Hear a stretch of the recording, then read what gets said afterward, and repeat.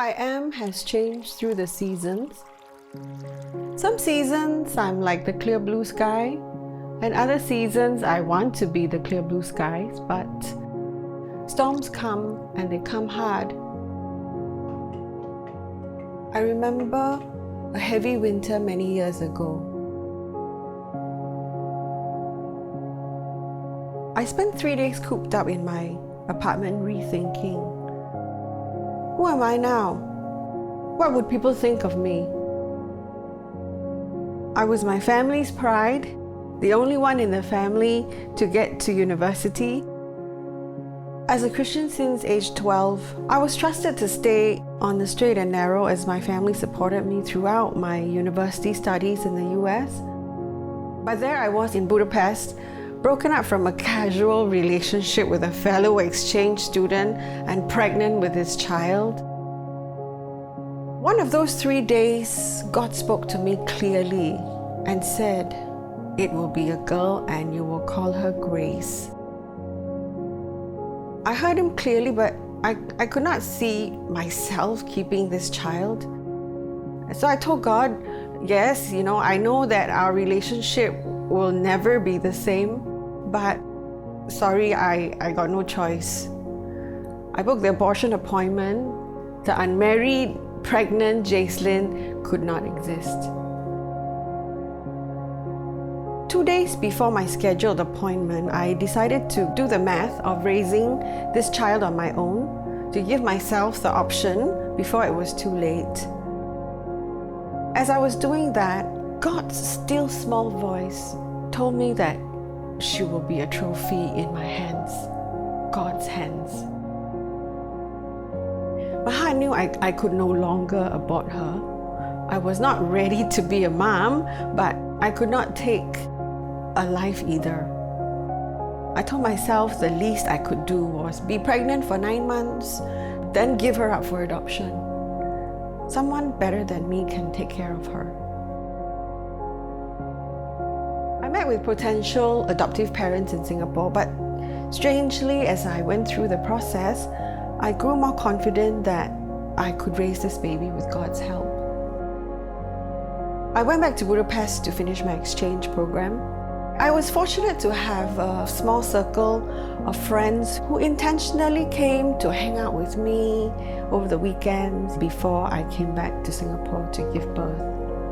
Giving birth to Grace, I didn't know what to expect. Nobody was with me, I was by myself, but it went very fast, thankfully. So I went back to the US with Grace when she was 3 months, and I called what I thought was the pregnancy hotline, but in a twist of events, it turned out to be the home of this lady who picked up the phone.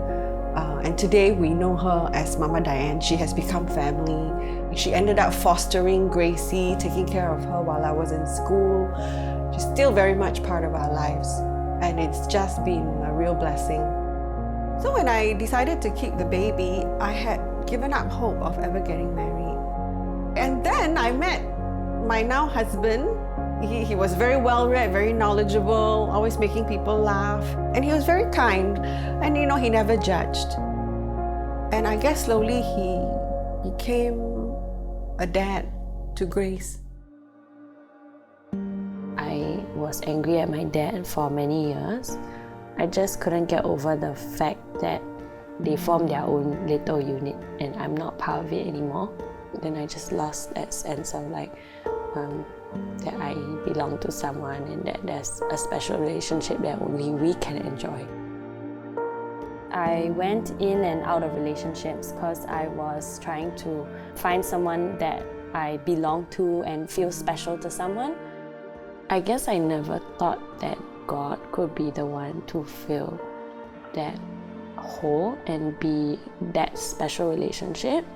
God began to reveal himself to me and showed that he was watching and he felt my pain.